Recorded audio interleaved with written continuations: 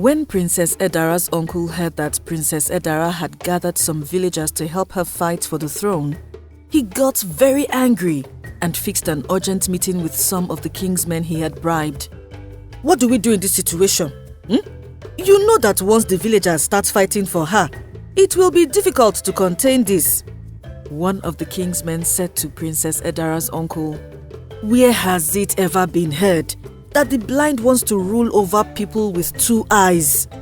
Princess Edara's uncle said, "It is already happening. You know the princess's history in this village, so the people will likely want to fight for her. They think she should be queen because she was the only heir to her father." Another king's man said, "Over my dead body.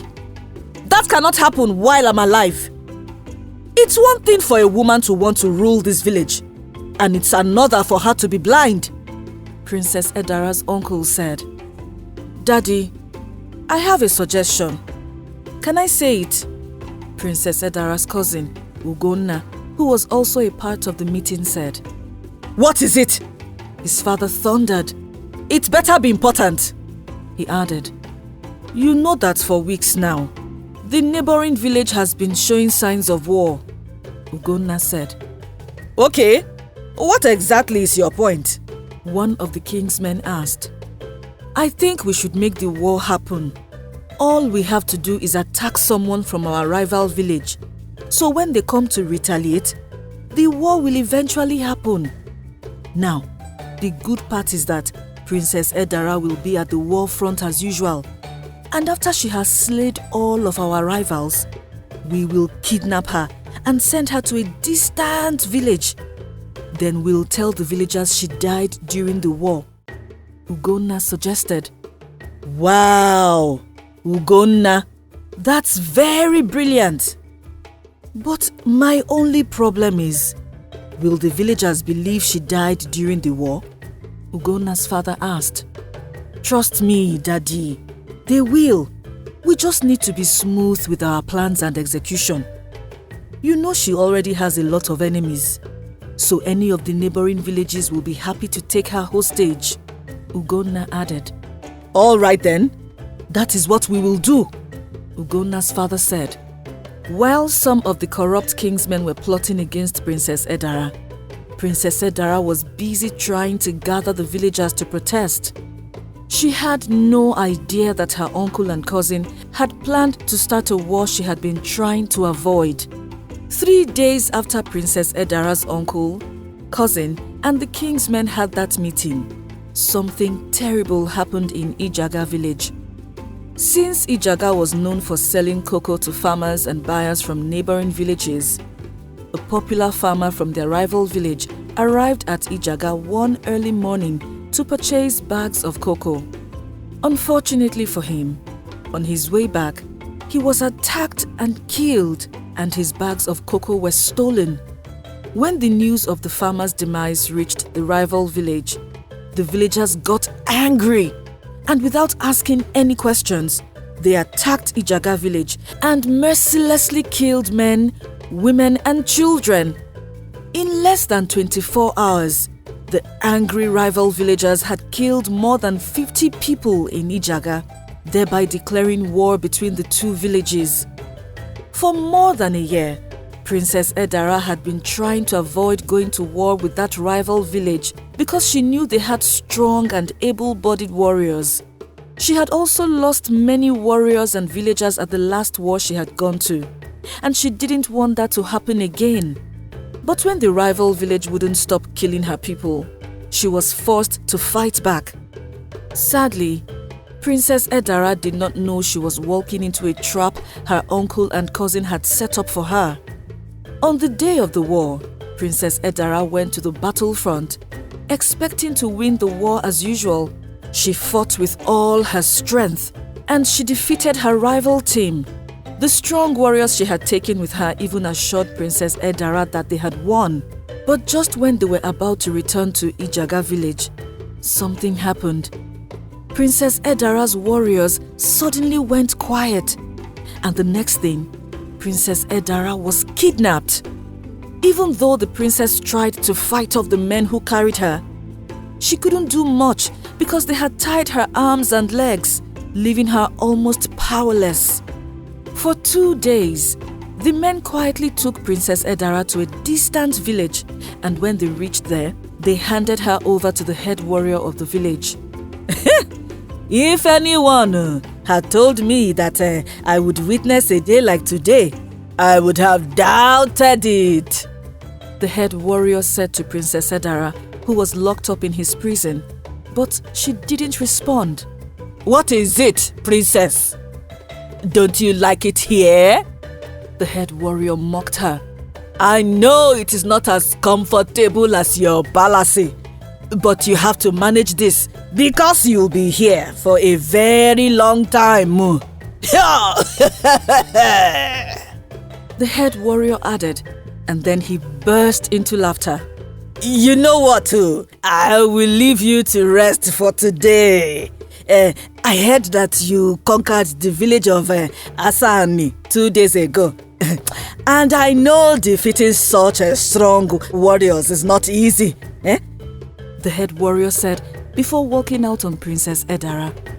While Princess Edara was locked up in the prison of the distant village, the speculations had already spread in Ijaga village that she had died during the war.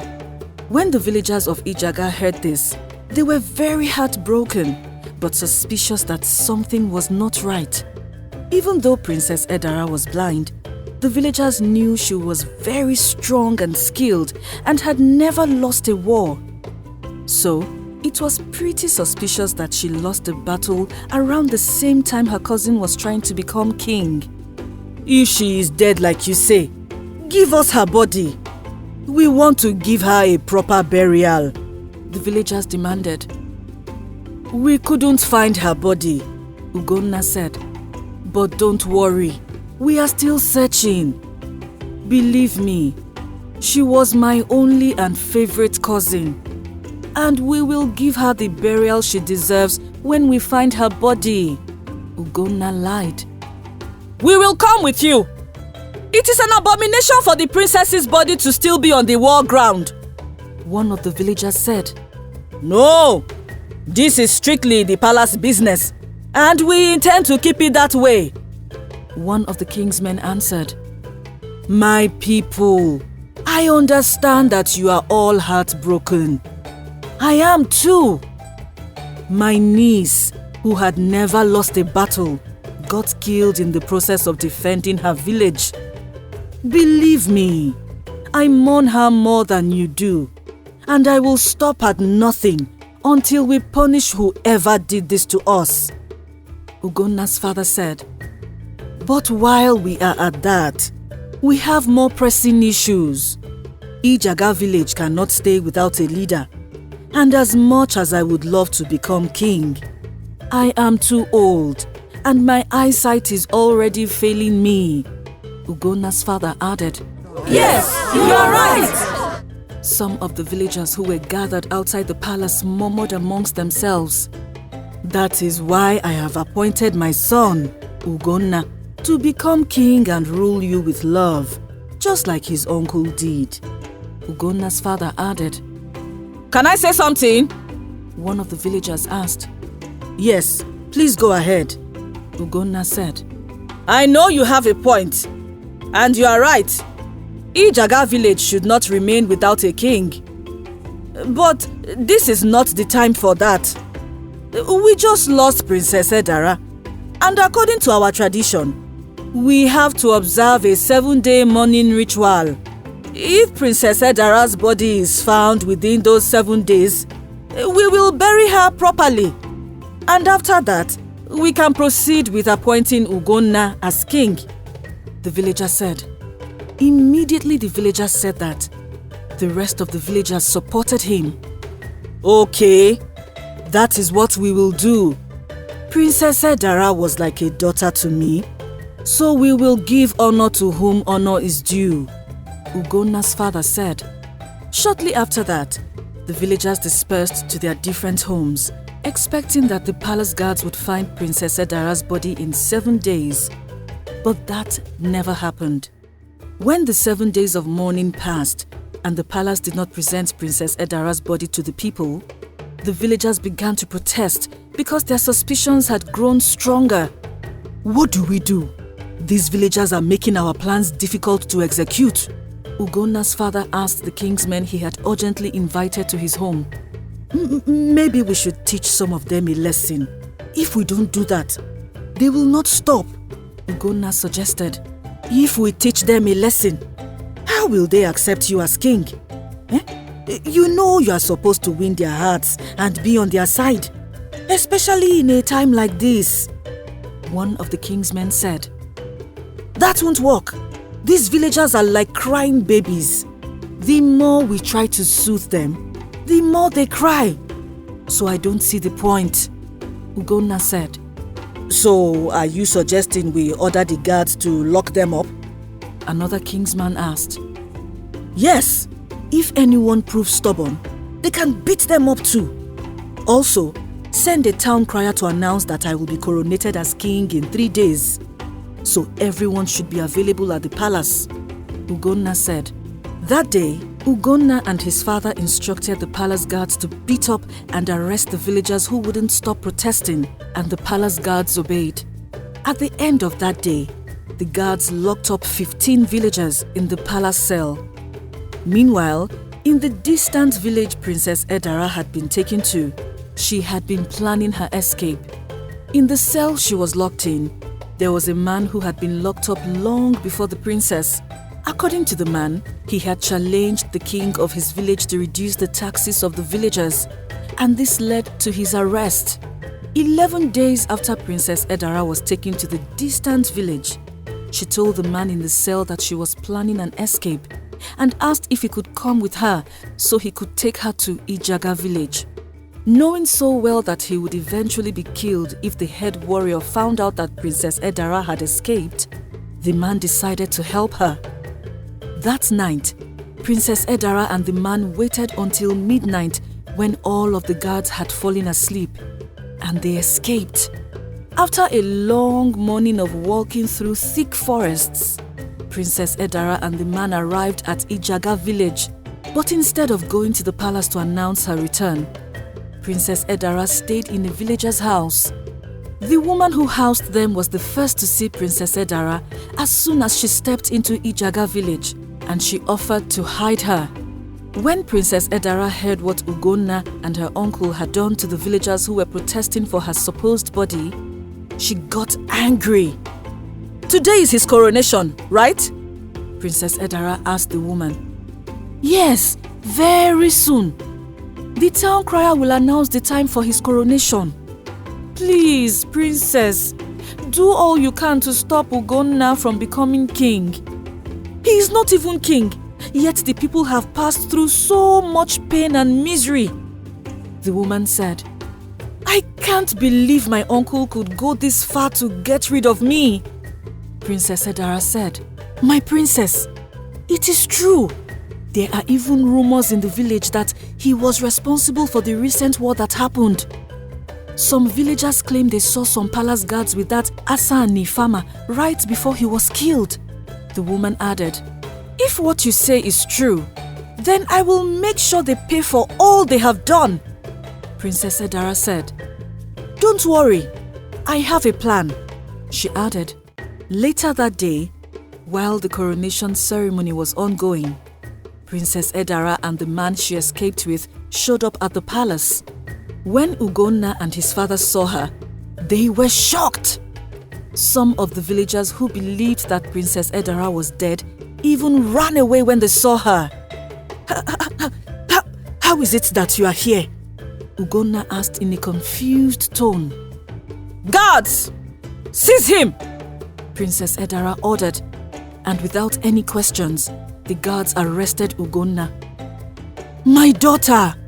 We thought you were dead! Ugonna's father pretended. Oh please, uncle! You can stop the pretense! I know you are responsible for everything!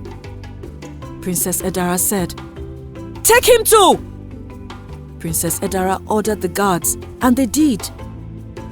After she ordered the guards to take her cousin and uncle away, the The kingmaker, who was ready to make Ugonna king, told Princess Edara that she could only become queen if she was married or betrothed to someone. She is betrothed to me! The man Princess Edara returned with said in a loud voice. Is that true? The kingmaker asked, and Princess Edara said yes. Okay then, let's carry on, the kingmaker said before crowning Edara as queen. Long live Queen Edara! The villagers, including the kingmaker, all bowed their heads as they chanted, I promise you that from this day, I will protect the village of Ijaga, just like my father did, Queen Edara said. Words could not express how happy the villagers were. Just that morning, they had been forced to attend a coronation they did not want to. But thankfully, the gods changed their story. As for Queen Edara and the man she escaped with, they got married 3 months after Edara was crowned queen, and they lived happily ever after. Queen Edara continued to fight and win many battles until she turned 50. By this time, her son had become the head warrior of Ijaga village, and he followed in his mother's footsteps. The end. Did you enjoy this story? Tell us your favorite part in the comment section below. Please like, share and subscribe to our channel. Also, do not forget to follow our channel on Facebook and Instagram. Thank you.